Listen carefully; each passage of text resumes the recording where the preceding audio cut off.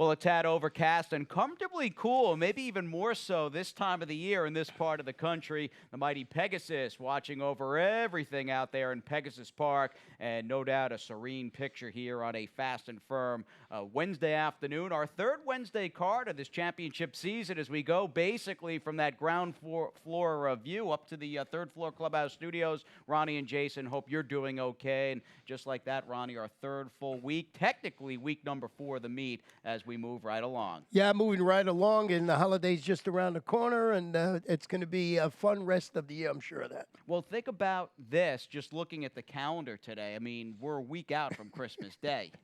I know. I can't believe right? it. Yeah, I got to do a lot more shopping than I did the last couple of days. What are you getting me? What do you want? I'm not telling you. I'm easy, dude. Just give me a voucher and I'll be good to go. A nice deposit to my ExpressBet account. So, again, we're getting tied in and certainly tied on for this 10 race Wednesday, December the 18th here at Gulfstream Park with, as we come up on another good weekend, no doubt anchored by the Mr. Prospector on Saturday. We can't get there before we put you in the hot chair, in the hot seat for Beat the Expert. Oh, it's Beat the Expert time for me. That is on Friday. Of course, you can play along with us on our website at GulfstreamPark.com. Beat the Expert. You get a chance to win one of those cool polo shirts. So, good picture of you, actually. I like always that a picture. Always a lot of fun with Beat the Expert, and we want you to play along and let us know throughout the day if you're whooping me, which seems to happen a lot on those Expert Friday days. Yeah, no doubt. And some big fields here on Friday afternoon. Some good racing both today, tomorrow, and into the weekend where just looking, and it has not been drawn yet, but you've got the likes of XY Jet, Imperial Hint, both Grade 1 winners, and Diamond Oops, who won the Smile Sprint here last summer to Speed Day. That's a great field. Yeah, and I think Zenden's going to be in there, too, so it's really shaping up there from Todd Pletcher, I believe. Nice. So it's going to be a good race. Yeah, absolutely. That's Saturday, the Mr. Prospector. We move forward, and again, a couple of key carryovers, not just the Super High 5, which will get underway at about 12:35, give or take 12:40, with that opening race on this Fast and Firm Wednesday, but you've got well over, almost 550 large, in fact, waiting for you in that 20-cent Rainbow Six carryover kitty. And you know, as they say, Ronnie, it's 20 cents gets you in the door, and FOMO is real. That fear of missing out is definitely real, so hop on in a good sequence with quite a bit of turf throughout the, again, the pick six. Yeah, and it's just a great wager. You don't have to get that one unique ticket, but even if you get to pay $6,000, $7,000, $5,000, so a good bet at, and it starts race 5 today. Absolutely. Now, the first race does kick off not only the new week here on day number 14 of the season, but it coincides with the opening pick 5 with just that 15% takeout. And I've got actually a ticket I think is going to be more or less a popular ticket in sequence.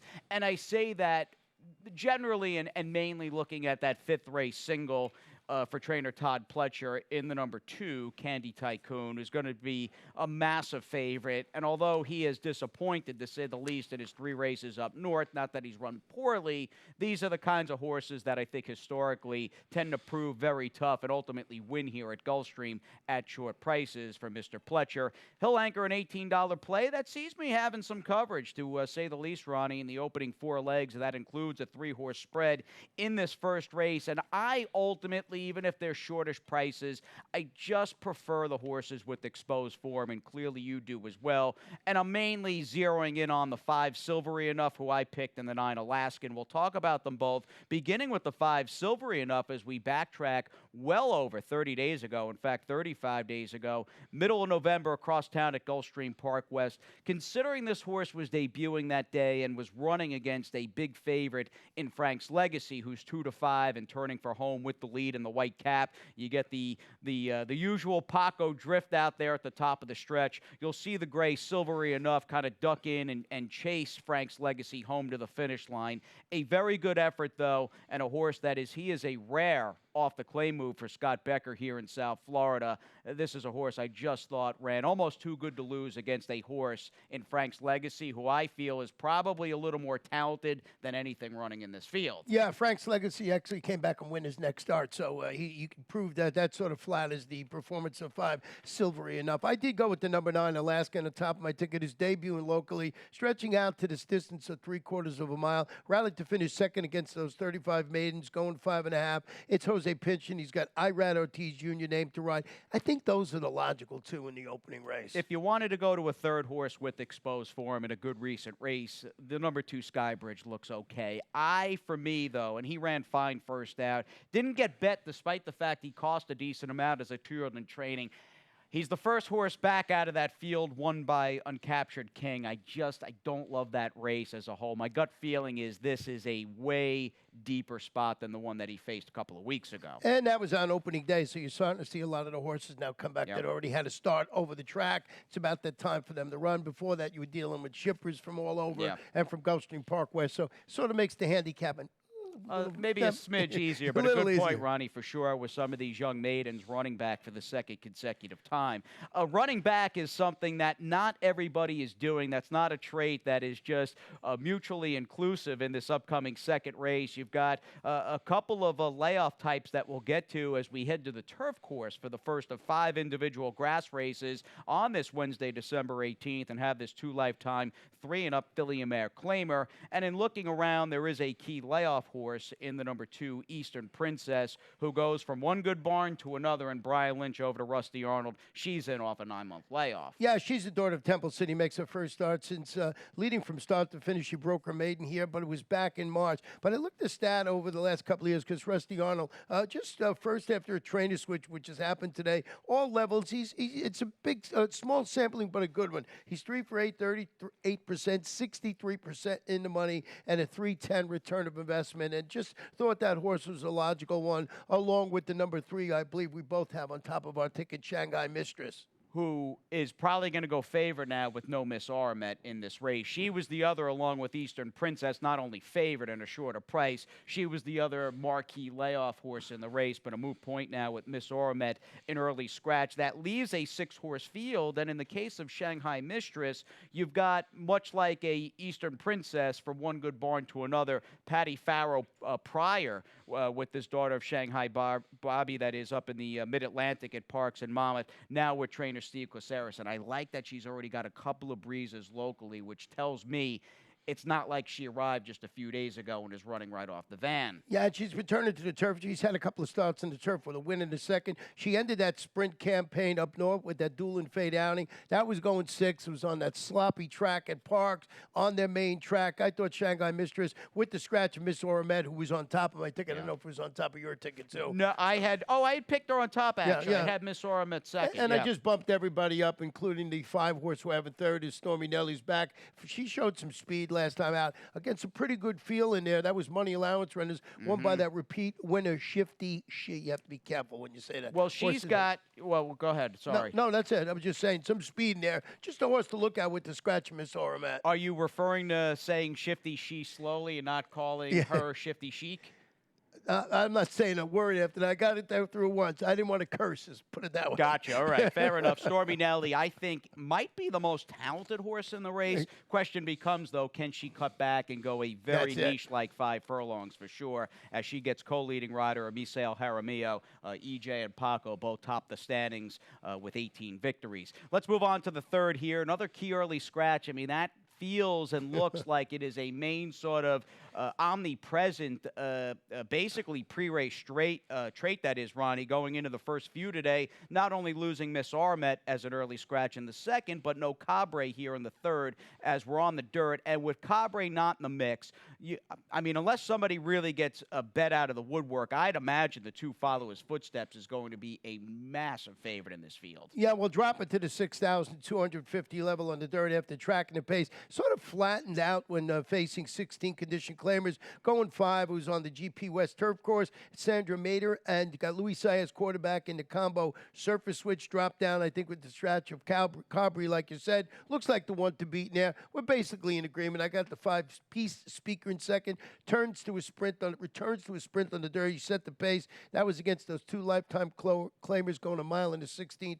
On the turf, it's all about the 2 who follow his footsteps. Right, who does resurface, not with trainer Yvonne Belsour for Bruno Schickendons. Right. And if there's one maybe potential negative, it does feel after going with trainer Jorge Delgado and Victor Barboza, It's a little bit of a give up on this horse. It's a bit of a steep drop, a precipitous drop in class, to say the least, and for the 6250. But you don't have a Von Belsour training now in the care of trainer Sandra Mater, who's been training off and on. I had looked up since 2003, just a combined 14 starters over the last 2 seasons, and an outfit, in fact, or a trainer looking for her first victory since 2016. So I don't know what the backstory is here. We're fond of a Von Belsour, and we'll see ultimately what this new trainer can do for Schickendans. Yeah, we're going to find out. Bruno Schickendan's pretty sharp claiming Alfred, so usually puts them in the spot where they can win. All right, let's move on to the fourth here, back to the turf, and just in terms of quality, class, and I think overall just a competitive race on paper. This is the toughest race and the best field we've discussed so far here on this December 18th. And a race very much in terms of numbers is really the shippers in here outweigh the local horses. It's a race all about, I think, 4 key runners coming down from the Northeast, including trainer Tom Bush. And I had a feeling, Ronnie, you've had success here with Tom in the past, and he's got Sierra Alone off a very good race and ride. You can check it out as we backtrack to the Big A back in the middle of November, where this filly by Gemologist basically just sat on the rail, and the field will start to bunch together, and she didn't quit. I mean, she had a great trip, got a good ride down inside, and does, to me, just seem like a logical player who's run fine in the past. I like that she's got prior success here in Florida going 5/8 on the turf. Yeah, I really like the finish of this race. You get that 3-horse finish here that everybody's coming at the end, and there you see the 2 on the inside. So the 3-horse, well, actually a 4-horse blanket finish almost. The 8 gets up, but I just thought of that and have some success, as you said, with the Mr. Tom Bush.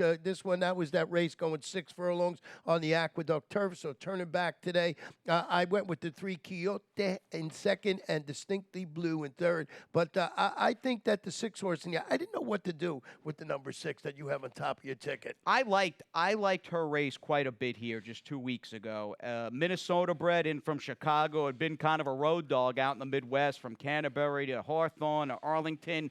I think the field she caught is every bit as good, if not a little tougher, than this group that she's facing here.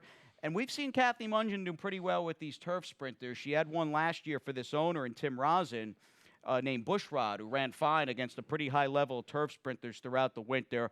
I like Some Say So's Gulfstream debut for Kathy just, again, 14 days ago, and I'm gonna take her right back. Distinctly Blue, I know you pulled a stat. What is this, Carlos David with turnbacks on the turf? Yeah, this one does sprinters on the turf, just flat out, not turnback, just sprinters on the turf, all levels. Over the last couple of years, he's been really it's a pleasure to watch. He's been getting better and better as he goes. He's 4 for 23, 17%, 52% in the money, 6.59 the return on investment. So there was a bomber in there, and I just thought that Distinctly Blue turning back would be good. You know, was on the 2 turns at Gulfstream Park West. Good barn. I just think the horse is going to run well today. And we got to give a quick pop to the 3 Quixote, who might be the story of the race. And I'm wondering, as she's down a little bit in class and certainly claiming price for Dub, Arad, and Jason Service, she's got a glaring lack of 5 furlong prior turf experience. I think the question and what you ultimately have to decide in backing or potentially backing a filly who's not going to be a big price, does the quote-unquote connections factor, mainly the barn, does maybe that override her lack of turf races going 5? Yeah, she showed some speed and weakened when going longer in that pair up, those 50 starter allowance races at Belmont. But you're getting IRAD OTs, you're getting Jason Service to handle the turn back from 7 to 5, and I think that was the allure for me to put this horse in second. And you will get some Johnny V and Todd Pletcher after we take a little breather here on this Wednesday edition of Gulfstream Today.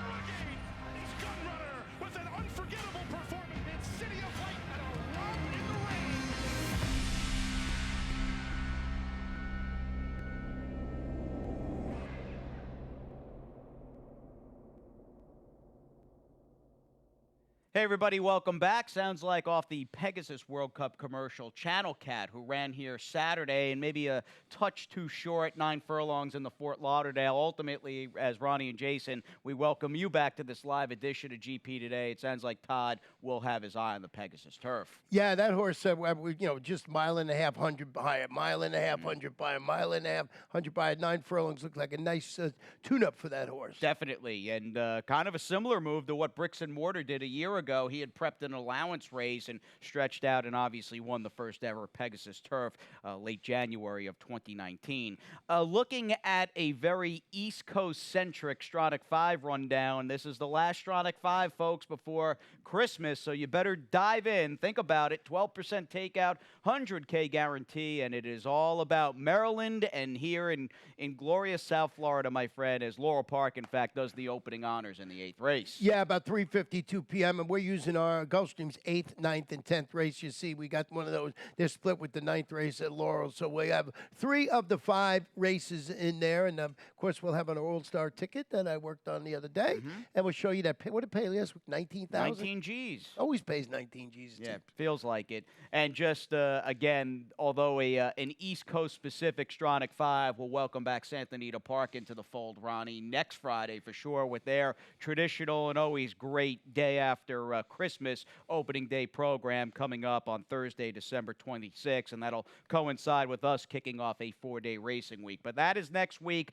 This is now, and maybe now there's none more important sort of wager than today's $540,000 plus carryover in the Rainbow Six. Went with the old 43-20, and I did go too deep in here. I know everybody in America, and rightly so, is going to single Candy Tycoon in here, but I also use Point Driven just because it's from the Jorge Navarro barn. And then 3 deep in race number 6, La Cara Bonita, Jade Jelly, and Biambina, I think it's pronounced in there. 3 deep in race number 7. Race 8, I went with Earth, Grail Malbec. I'm hoping to get a little bit of a price in there. And then oh, you took Earth in that race, yeah, huh? Yeah, nice. I liked Earth. 8-1, I believe, on the morning line. Yeah. There was a scratch in there. Maddie's Last Dance and Joe DiBaggio, who we talked about a little earlier, 12-1 on the morning line. And I pray we get 12-1 in race number 9. Good luck with that. I lost my long shot in race number 10. I lost my best bet today and my long shot. So I went 2-7 with Fizzy Friday and Helen for David Falk. That's a good race. Yeah. Really deep race. I know Sunday you would ask me, hey, what's the story? Do they like bean counter at all in that race, stretching out? And I was thinking maybe when you said that, she might look like a layover on paper. No. But that race is the antithesis of a short price layover type favorite. A very good, solid turf allowance race to close things down on the Wednesday card. And in fact, ultimately, with bean counter having a chance and probably a slight favorite, we start out with the same connection, certainly the same barn at a very short price here in the beginning stages of the Rainbow Six. And we're alluding to the number 2, Candy Tycoon, who's been a bit of a disappointment, losing as an odds-on favorite his first 2 dirt starts. Hasn't run poorly, though, and as a whole, Ronnie, historically, these are the kinds of horses it feels like Todd wins with once they ship down to Gulfstream. Yeah, and then this we're going back to the main track. He do for lead. He finished 4th against those special weight runners, going a mile in the 16th on the turf. Here's his stat on Todd, 2-year-olds going turf to dirt, so it's 2-year-olds only, 17 for 55, 31%, 58% in the money, 185 is the return investment. John Velasquez, and Todd has done this numerous times already. I think he's got 4 wins where he did similar situations. Not going turf to dirt, but bringing horses back that have run well. Definitely. He's got basically, I mean, his resume of wins this meet alone is more or less just all maiden claimers. Right. Not entirely, but a good chunk, Right. certainly the majority. And it's just having these ship-ins that are live, properly spotted, and they've obviously been getting it done more often than not. Point driven to you and I with the scratch of the 3 Viper, who I thought might run well with a little more distance to play with. Point driven becomes the main danger. And if you like point driven, you're probably hoping that Candy Tycoon just isn't all that good, and maybe a combination. It is a combination of the 2. Again, maybe just not being that good and point driven improving second time out. Yeah, he's a $160,000 son of Tappager, stretching out to the mile. Showed some late interest in his debut across town. You're getting Irad. The horse certainly has license to improve today. And I just didn't want to get beat by that horse, so I added him to the ticket. But I can understand everybody's A ticket having the 2 horse on it. All right, 5 down, 5 to go. Half-mile pole run. Here it goes. Late pick 5 starts. We're on the turf for race 6, and much like my opinion with the first, which now includes dueling even money shots, who I think are the right 2 horses, I like the exposed, already proven turf sprinters in the race, mainly the 2 La Cara Bonita and the 9 Jade's Jelly, who is cutting back slightly in distance, but caught a way, way, way tougher field in her debut at Kentucky Downs over the fall. My single housed in race number 8, my opinion there, Ronnie, is there's a ton of speed in the race.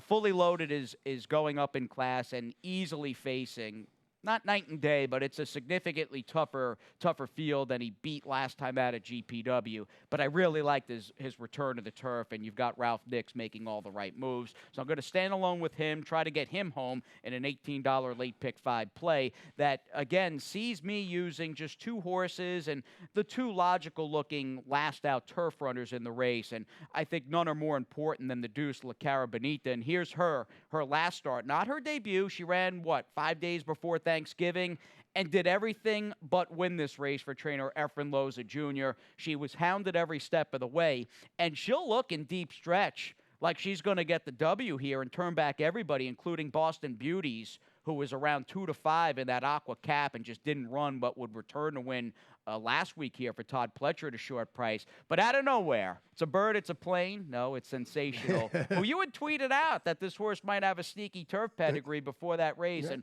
Sensational paid almost $100. Yeah, and I was didn't make it to the window. And you didn't bet a dime, unfortunately. But I put it out on Twitter and everything like that. People were thanking me, and I was just in the back trying to figure out how to kick myself in the back. So bittersweet in every sense of the word, right? Yeah, but La Cara Bonita proved, debuts look proved she could handle the jump up last time out with that really good performance. Got hit by a horse beat by a horse that was just flying at the end of there. And they also used the 9 horse on my ticket, Jade's Jelly. I think Jelly. It looks like it's going to be. Drop it to the 50 level, removing the blinkers first start, duel for the lead. When it gets made in special weight comp and going 6.5 at Kentucky Downs. So they thought enough and they brought it to Kentucky Downs. Joe Bravo in the saddle today. I thought this horse would run well. Yeah, absolutely. 3 next out winners, as you stated. 7th race. Speaking of last out winners, you've got a few to choose from, including one of 2 in the race, trained by Rohan Crichton in the one Valley Date. Very, very, very difficult dirt puzzle coming up. And Rohan, no doubt, in the mix, sending out Valley Date, who you like, although I thought Mike Maker 16 seemed a little too aggressive to me last time out. It's hard to fault her. Basically all the races, turf, dirt, although, Ronnie, in my opinion, and I think she'll run well, I think she's slightly better on the turf. Yeah, Valley Date. But yes. If you look at her record on the main track, this is one of my favorite angles. She's a perfect 2 for 2 going a mile on the dirt. She moves to Rowan's barn, returns to the main track. She rallied to defeat those condition claimers, going 7.5 on the GP West turf. I just like that angle, 2 for 2 on the main track. The horse that intrigues me, I know we're going to talk about the 3 Viva Forever in a minute, but Mary Lee and Me, this horse, stretching out to her best distance. She's had 9 races. She only wins at this distance, getting the services of jockey Irad Ortiz Jr. after rallying to finish 3rd. I think this horse on the stretch out could be a little bit sneaky in here. I think it's 20 to 1 on the morning line or something like that. And she can't be 20. I mean, she is going to have to probably run the race of her life. I don't know if Irad Ortiz Jr. is going to go off at 20 to 1. Oh, she is 20 to 1. Okay, so if you want the potential speed, it's probably her with the rod from the outside. She might be biting off way more than she can chew in this race. Now, Peter Walder, I misspoke. Rohan runs just Valley Date. Peter's the guy that has the 1-2 punch. He's got Believe Indeed, who seems to be working like a monster as she tries the dirt. And then you've got the clearly proven main track commodity in the 3 Viva Forever, who, let's backtrack. And I wanted to pull this breeze, even though this is an Ohio and pretty well-traveled mare by Milwaukee Brew. Although Fast Pass and Peter was on the record heading into the claiming crown here a couple of Saturdays back saying he felt as though he had him a work short and he's not a great workhorse.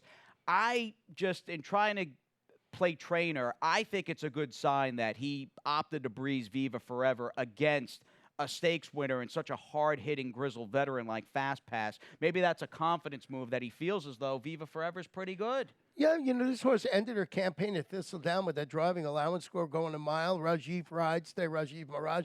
I don't know how to figure the thistledown horses to here, but I think with that breeze, maybe you use I had Viva Forever on my ticket in there. Mary Lee and Me was my sneaky in there, but I think Valley Date is the one to beat. Yeah, no, Valley Date's been very good, and Rohan Crichton sees plenty of action. In fact, he's got the 1-2 punch in races 8 and 9. As we move on to the 8th, I know we got to get going here, Ronnie, so let's throw right into the fully loaded video. This is a tougher field. He is stepping up, and again, on the depth chart, he's facing a better group of horses, but I like that he's been able to sit just a little off the pace in the past. I see a ton of speed in this race, and good quality speed. A number of the main players may, in the end, take a little starch out of one another.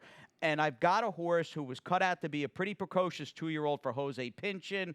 Kind of went by the wayside, but I'm hoping that this strong performance, in which he dominated from the bell, maybe underscores just how good of a groove trainer Ralph Nix currently has him in. Well, I had Grant Saman on top of my ticket, so I scratched into Hurt is making his local return. He set the pace. He was got beat ahead against Similar over that Gulfstream Park West. He's one of the speeds you talked about. Jenna Antonucci, Jeffrey Sanchez returning on the Son of Orb. All right, as we move on to race number 9, and the 9th race, our last trip around the main track this afternoon.